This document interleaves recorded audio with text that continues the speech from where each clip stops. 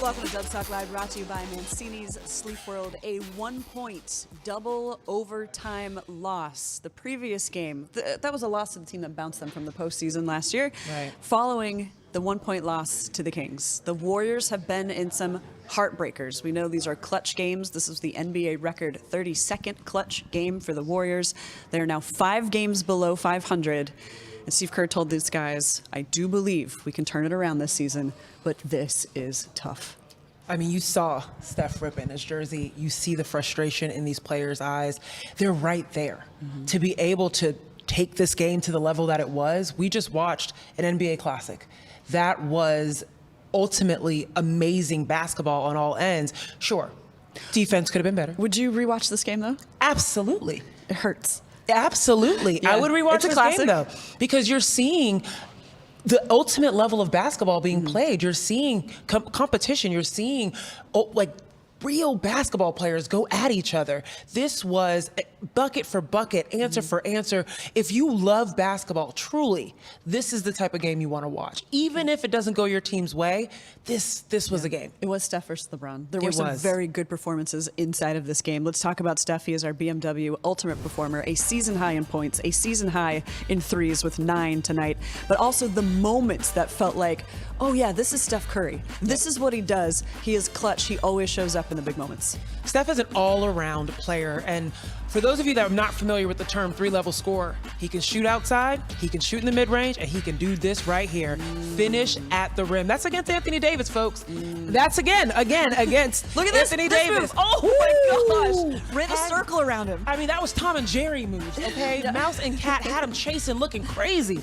Again, step back. This is what he does. He finds a way to score no matter what, and he elevates his team, and he's always ready for the big moment. And that is what the Warriors needed tonight, and we knew that this is what we could expect out of Steph Curry. I said before the game that this would be a battle of the Titans, and that's exactly how Curry played tonight. Yeah, but look what happened at the end of this game, because it did not go the Warriors' way. He is furious. He just hulked that jersey right there. And you have to be so frustrated if you're Steph, one of the players who left his guts out on the floor to not get the result, to lose by 1 point in double overtime. Ouch. It's painful, especially when you know that you could have won that game. There were so many different moments in which they had the lead, right? So whether you're talking about where they were in the third quarter and the fourth quarter, where they were in a good position, and then in the fourth quarter, they allow the Warriors to go on a 15-0 run. There was no scoring from the Warriors from 3:58 until 15 seconds that allowed Steph Curry to force overtime. Right, it was bookended by Steph. A Steph 3 and then Steph buckets, yeah. So the scoring droughts really hurt the Warriors. It really did. And I mean, thankfully the Warriors have a Steph Curry to be able to step up in those moments. But that's why it hurts so bad, because you were there. You had the lead. You were able to do that. And then Lakers were able to come back. And give credit to the Lakers, because they could have easily just sat down. They were shooting terribly, and they could not find anything except within the paint. Then there was a scare with AD. There was a lot there that could have allowed them to just go, all right, I don't know if we can do this. And they fought in Chase Center. It was a battle. That scare with AD happened to slow down the Warriors' momentum. They were cooking in that moment. And then, as you pointed out in one of those videos, Steph driving to the rim right past AD, the shot blocker, but Steph did it anyway. Steph, 43 minutes in this game. 43 minutes in this game. 3 free throw attempts, which Steve Kerr said he did not want to talk about post-game because his mom was in the room. All right.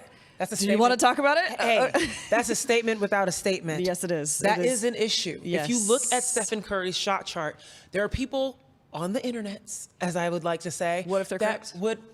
Well, there are people on the internet that like to say that Stephen Curry doesn't deserve calls because he's shooting outside. You clearly didn't watch the game. No. Or you didn't watch a shot chart, or you don't know what this man is doing. He is going to the basket, getting contact, and getting nothing. And so it is fascinating to see him continuously find a way into the paint, and at his size, go up against these massive trees and not get anything. Yeah, I remember seeing as a sideline reporter, he would watch his arms, his shoulders as he walked off the floor. Scratches everywhere. Scratches, bloodied all the time. Oh, okay. Oh, and this is after he went 1 for 1 against the Kings, only had 1 free throw in that that game. Okay, LeBron James, a triple-double tonight, had the game-winning free throws. His final line, 36, 20, and 12. That's 48 minutes at age 39. All right, so for watching this as an NBA classic, what did you think of LeBron's game? I mean, LeBron, oh, man. When I talk about aging like fine wine, this man seems like he could sign up for another 6 years.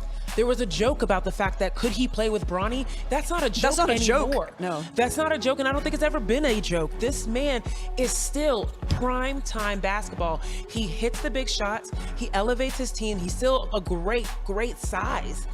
And then he has these type of moves.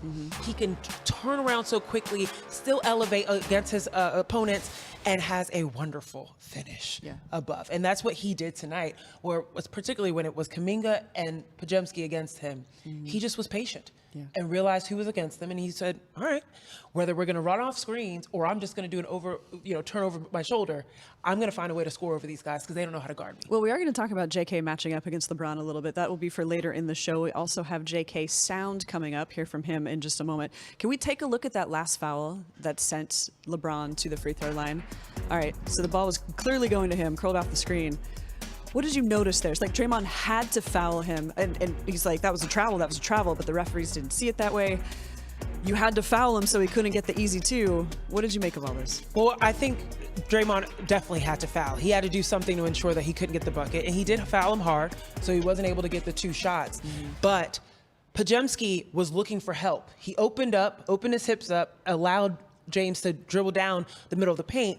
Jonathan Kuminga was maybe supposed to be that next line of defense, and he went right past Kuminga as well, who, again, these 2 young players were not ready for the quick turn of LeBron turning that corner on Podziemski. And so Draymond, as always, was the last line of defense, and he had to come over and foul him hard. Now, LeBron did not travel in that moment, but it was a tough call to make for Draymond, but he had to do it. And it hurts my heart that Draymond had to do that foul, because when you consider, like, Draymond was the one who sent LeBron to the line. Why did Draymond do that? Well, he had to, first of all. Choice. You have to look at Draymond's game tonight, a plus 31 back in the starting lineup. When Draymond was on the floor, the defense was good. Yeah. When Draymond wasn't on the floor, the Lakers came back into this game. The Warriors had that amazing, was it 24 or 25, 24-5 start to the third quarter that coincided with Draymond on the floor.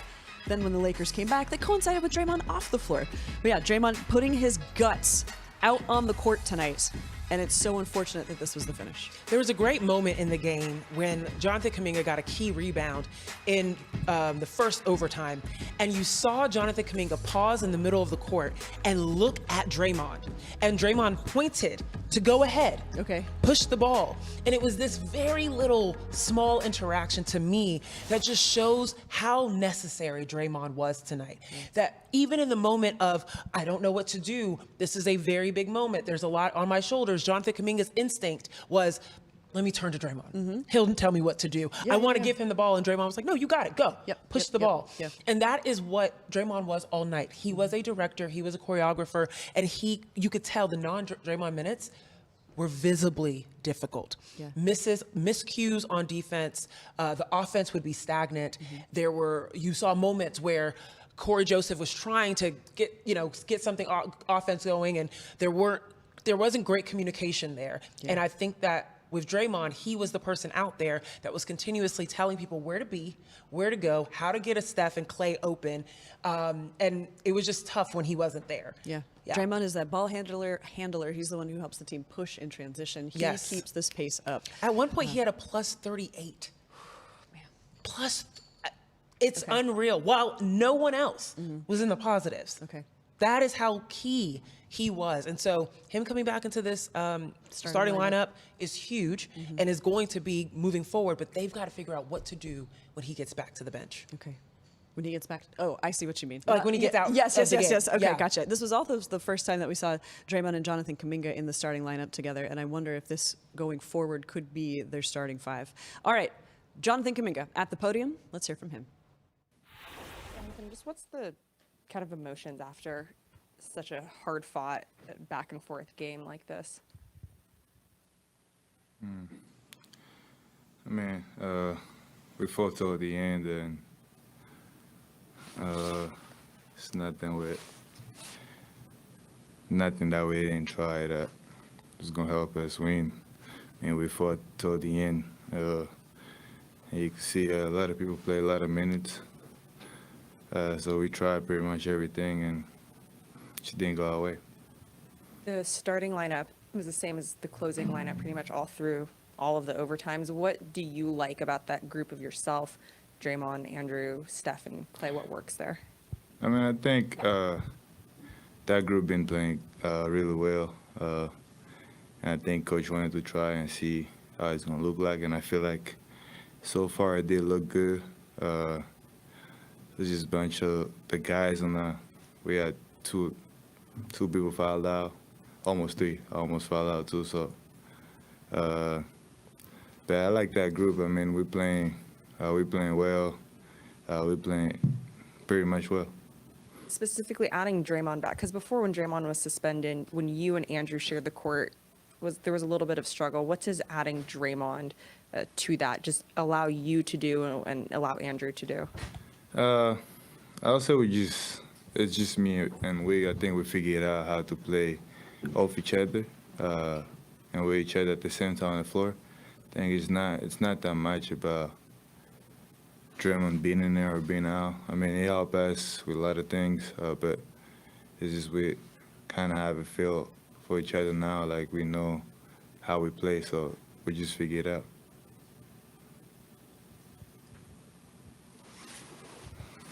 With Draymond back, have you noticed anything different about what he's brought to you guys since his return? Is his approach different? Is the way he's acting, or is this just the same Draymond you've always seen? I mean, it's all the same Draymond I always seen. And I think just his absence, we were missing a Draymond force, and I feel like him being back is bringing that every other night, night in, night out. It's still the same Draymond. Took players a long time to get to the podium tonight because this one hurts. So let's talk about Jonathan Kuminga. This moment's where he matched up against LeBron. Ooh-wee. Dubs Talk Live is presented by Mancini Sleep World. Visit Mancini Sleep World. We'll pay the sales tax on select mattresses. Or visit sleepworld.com.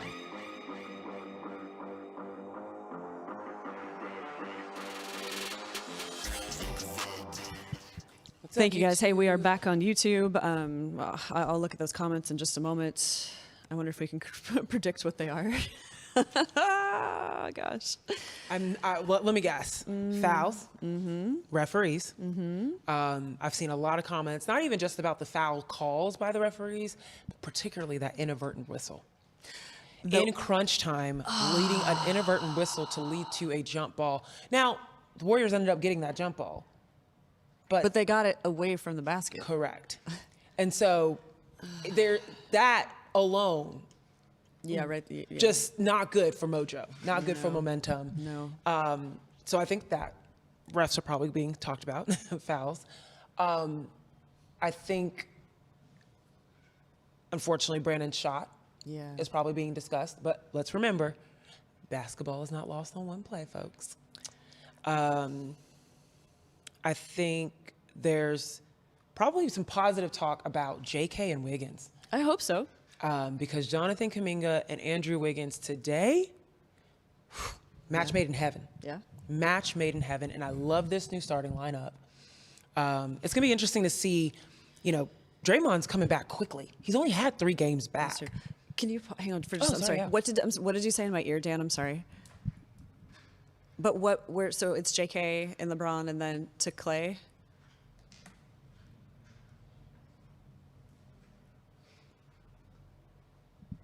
Okay, and then Klay Sound? Okay, thank you. Sorry to interrupt you. I had to No, you're perfectly fine. Yep. Glenda said today's game I lost 5 pounds. That's probably from sweat and yelling, right? Yes. Yes. Watching this game was a workout. Yeah, absolutely agree. Yeah.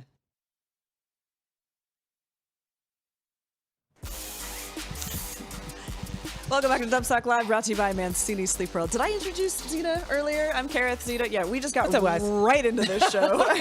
We had something to say. We got things to talk about, okay? Things to talk about. One of them, Jonathan Kuminga in the starting lineup. We've talked about how Draymond Green alongside him has given him a lot of confidence. You need that when you end up matching up against LeBron James. Let's roll some of the tape here because LeBron tried him. Look at this. LeBron. Ooh, there you go, JK. All right. Gotta get a little. LeBron's going to try to post check. him up here. Nope. Taking too much time. Come on. Nope. But I Kuminga's love strong. Go ahead. I love how he's bodying him up. I love that he's making it tough for him. He missed that shot. And that means you have to take a little extra focus. When somebody is bodying you like that and bumping up against you and not backing down, you know. Woo! Yeah, and there was 20 seconds later, so Kuminga smoking the defense here. Heads up play. Oh my God. Windmill dunk in game. Look. Okay, after another smile here. So after LeBron tried him, I saw JK smile, and I was like, oh, he's feeling himself. And then the windmill dunk happened, and I was like, he's really feeling himself. He's really feeling himself. I still remember asking Kuminga when I was working in the G League, he had played in a game, and he had done something similar to that. Okay. And I was like, would you go to the dunk contest? We asked him this. Yeah. And he was kind of like, I don't know. I don't know if I'd actually be in the dunk contest. I don't know if I'm good enough. What? Okay. And both Kevin Dana and I did. Kevin Dana, that does a broadcast down in Santa Cruz, was like, what are you thinking? Yeah, what are you doing? What are you doing? What are you doing? So I definitely need an invite I need him to get an all-star invite to the dunk contest very soon. Gotcha. What? Jonathan Kuminga also was playing with 5 fouls midway through the fourth quarter. When this game goes to double overtime and you're still on the floor and you're still, not reaching, still trying to stay in this game, I thought that was a great sign of maturity. It wasn't always that way for JK last season. He would have some absurd fouls, like, what are you doing? But I can see some of the discipline now that helped him stay on the court. You said it perfectly, the maturity aspect. I mean, there would be games where he'd get 3 fouls within minutes. Yeah. Within minutes, and then be confused as to why he was being taken out. He is showing maturity, and not only maturity, discipline, as you mentioned too, just being able to know my assignment is very big tonight. Between him and Wiggins being the most athletic defenders on this team, Draymond's the smartest. Let's just put that out there. But the most athletic defenders on this team tonight were imperative for the win, and the way that JK approached his assignment, I really respected. You could tell that he took it very seriously. What he wanted to do against LeBron, he didn't back down. Nope. And he showed up, and that's exactly what the Warriors needed him to do. 5 fouls all the way through the end of the game. Yeah. Very impressive. Yeah, there you go. Klay Thompson had a very frustrating first half. I believe he was 1 for 8 with He had no 2 threes. points. There you go. Yes, there you go. But then, and we've seen sometimes Klay can sulk a little bit. He will take himself out of the game. But versus the Lakers, he loves to have a big game. This means so much to him. I ran into some of his family members in the elevator. Like his dad is calling these games for the Lakers up in their radio booth. This means a lot for him to play the team that he loved in his childhood. He adores Kobe. He likes playing the Lakers. Klay came out in that in the third quarter, had 4 3-pointers. Yes. Okay, finished with 6. And some of these threes, that one right there, all day, helped the team continue on in these overtime frames. So when it mattered on what you see the numbers is kind of a rough night for Klay. Klay performed. He is still a big time player. That hesitation 3, I actually recorded him doing today in his pregame warm-up. Yeah? He does that, and he practices that. And I'm not sure exactly why. I definitely want to talk to him a little bit about why that he does that. But it's a great hesitation in terms of pump faking, get somebody up in the air. But he does it even when he's wide open, when the closest defender is further than 10 feet away from him. But I think it helps him get in his rhythm. Okay. And you could tell that is his rhythm shot. And so in those big moments, he did it. Whether it was one dribble or a pump fake, that's what he would do. And I think that for Klay, being able to hit those big moments for his team, and particularly for Steph, mean a lot. Yes. Means a lot. Yeah. Whatever he's got going, whenever he's not doing well, you want to see him pick up. When he hit those first 2 shots in the third quarter, everyone kind of lightened up for him. You know what I mean? Yes. Everyone can tell that he's like, okay, he's smiling now. He's back in the rhythm. He's back in the energy that he needs and the headspace to be able to play again. And that's what he did for the rest of the second half. So if you want to win this game, you have to get Klay going. You have to take some of the pressure off Steph as well. Klay Thompson played 47 minutes tonight, which is remarkable considering the injuries that he's had. Klay Thompson doing his best to come through for his team, and Klay Thompson was at the podium. What do you think ultimately kind of decided this one?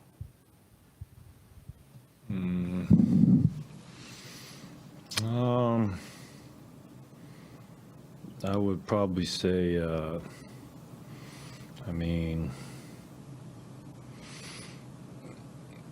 it's a tough question. There are a lot of factors.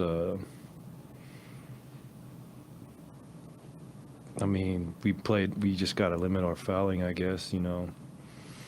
43 to 16 free throw discrepancy is not ideal if you want to win. So we just got to limit our fouling and play well offensively. We had great looks to win the game. I had a few. It just didn't go down.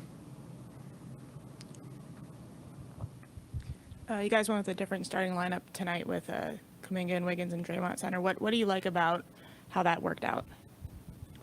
Just a lot of versatility amongst that group, defensively, offensively, and great athletes, shooters. Draymond was incredible tonight at plus 31, shows his impact, and just a lot of versatility with that unit. Steve sounded actually pretty optimistic about, where you guys are at, the lineup you used tonight, Draymond being back and playing the way he is. Obviously this game is going to sting, but are you feeling pretty good about where this is trending? A lot of games have stung this year. We've had a lot of heartbreaking losses. But, I'm going to continue to be optimistic along with Steve, and it's a long season, so we know that we can be even better, and no need to get discouraged with plenty of basketball left. You mentioned it there, though. You guys do have kind of an abnormal amount of games that have come down to this 1-point losses, even 2 this week. How does that start to wear on you? When you have that many of those type of losses. Not really, because we know how talented we are as a group and what we're capable of. So, although they suck to lose anytime at a high level, we can learn from it. And like I said before, there's plenty of basketball ahead to right the ship. And we got time, but there needs to be a sense of urgency, obviously. But we're not going to get discouraged. If you're walking off the court, ripping your jersey, just what are the emotions after a game like this that ends the way it does, but also goes through all the overtimes, all of the incredible shot making?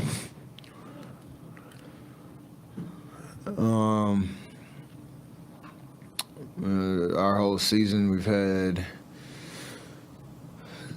some tough breaks, some self-inflicted wounds, some games that, obviously you should have won, and there's disappointment walking on the floor, and like tonight is a night where you feel like you played well enough to win, almost like the SAC game, and again have nothing to show for it. We fought the whole way, stayed in it even when things weren't going our way, gave ourselves an opportunity. Goes down to the last possession 3 or 4 times in regulation, both overtimes, and it just shows that we really want it. We're playing with a little bit of desperation, trying to change the tide of our season, and just don't have nothing to show for it right now. Steph, you said the other night after the loss that you viewed that loss differently in terms of closing than some of your prior losses. How did you look at tonight with the 2 overtimes, but the inability to still close it out? It's the same vibe. Doesn't make it any better. It actually makes it worse. Like I said, played well enough. Had a tough stretch in the middle of the 4th quarter, but you see we were flying around, playing aggressive, understanding every possession was important, and makes or misses or whatever. Like there was just an energy about what we were trying to do. So the good news is if we can keep doing that, you would like to think that you could build momentum, and that's what our hope is. But it's just a tough way to, back-to-back games at home that you play well enough to win and just don't get it done. Steph trying to find the words after that game. You could see he was aching. We'll talk about Wiggins on the other side of the break and wrap up the show.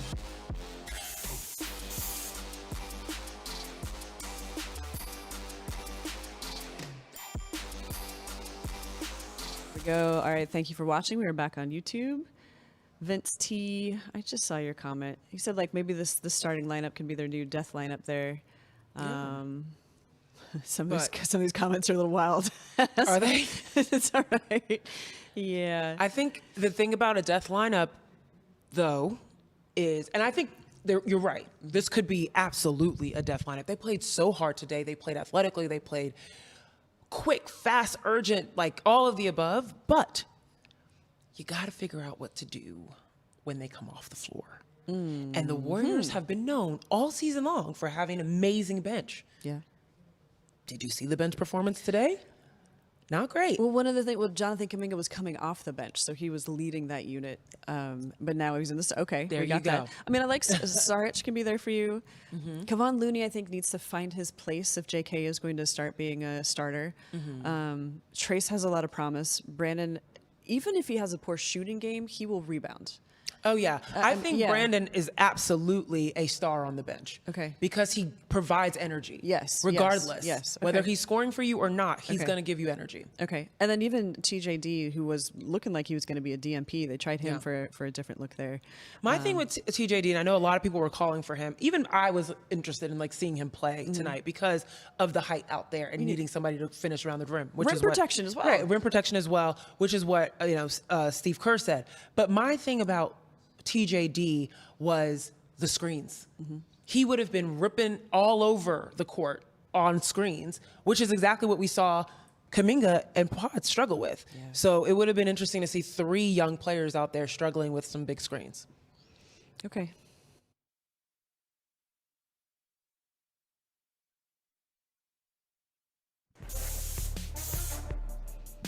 All right, taking a look at the Warriors' schedule. What do we have next? The Sixers are coming to town. Joel Embiid coming to town. Our friend Kate Scott coming to town. And then a back-to-back with Memphis and Atlanta. And then we're in February, guys. There you go. Hey, we don't want to end the show without making a little note for Andrew Wiggins, who showed up, especially early in this game, raced out to 22 points. Now, he had 22 points at the end of the third quarter. Didn't score for the rest of the game. I believe he added 2 rebounds, two steals, there you go, and I think a few fouls. So Andrew was on the floor at the end for defense. They needed him. Okay, you defer a Any little bit fouled to out? Steph and Klay? Yeah. Okay. It seems like their offense defers to Steph in the end of games, and that makes Understandable. sense, Yeah. right? Yeah. But again, these big time scorers, that's what they needed out of Jonathan and Kuminga and Wiggins. I gotcha. And he disappeared a little bit for them. All right, Wiggins 22, JK 22, Klay 24, Steph 46. The Warriors, again, I keep saying this, leaving their guts on the floor tonight, and unfortunately, as Steph said, nothing to show for it. All right, thank you for watching Dubs Talk Live. The conversation continues on YouTube.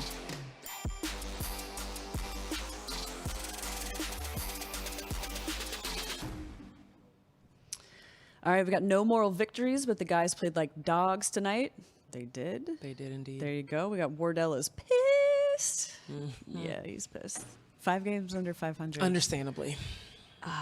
This is a kick a chair, rip a jersey, very understandable moment. For sure. Where are the comments about Klay's hat? I was waiting for some of those. You guys no yeah, comments that was about Klay's hat? Alrighty. It's cold up in press row, but it wasn't that cold in that press room. Catherine says, ladies, thank you for getting me home. You make the traffic so much easier to bear. I love you, Dubs Talk family. Kat, we thank you. Is that Catherine Gibson? Yeah. We love you. Yeah, we love Appreciate you. I know. Thanks for leaving us all those snacks Always. last season, too. I know. Thanks for taking care of us. Bree Banks asks, what do we do now? That is the question in the locker room right now. The team is 5 games under 500. Are they still 12th in the West? We got to check those. They're not even a play-in team right now. Yeah. And we're going to be talking about that. Like, it's going to be strange talking about the Warriors as trying to make the play-in. In my mind, and maybe this is the problem, in my mind, they're still a dynasty. You know, that feels fresh to me. Oh, yeah. Because of the players on the floor. When you have Steph, Klay, and Draymond, I do believe anything is possible for this team. You also see who's ascending, like JK. Yeah. I do believe there could be good things ahead for this team, but the clock is ticking, and those sands of time keep it's getting I tighter. mean, to answer Bree's question of what do we do next, or what do we do now, I think it alludes to what you're referring to, which is there is this concept that they are still a dynasty, and then there's this concept that there's still so much time left, and then there's this concept that they're 5 games under 500. And I think what do we do now? What we, as in the Warriors, need to do now is have an honest conversation with themselves. People need to get on the same page as to the reality of the situation. Because right now, obviously, there's a lot of optimism, but time is of essence. And so you can have optimism all day long, but if you're not winning games immediately with urgency, what is that going to do? Yeah. If you're not even in playing position, what is that going to do? So I think, what do we do now? Have a tough love conversation amongst yourselves. Yeah. And I think that's coming. They're playing well, which is hard, but they still have to have that conversation of like, guys, it can't just be we played hard tonight. We have to be able to take this to the next level. Yeah. 2 1-point losses in a row. The Warriors in this game had a 15-point lead. Okay. I'm feeling a little less optimistic about the time that they have left, but I am optimistic in the talent. yes, that's a good way to put that. Okay, thank you for watching. We're going to take a deep breath. We are going Thanks to go for staying home. up, y'all. We were supposed to be done like 8:30. Yeah, I know. What's going on? We'll see you again soon. Bye, guys.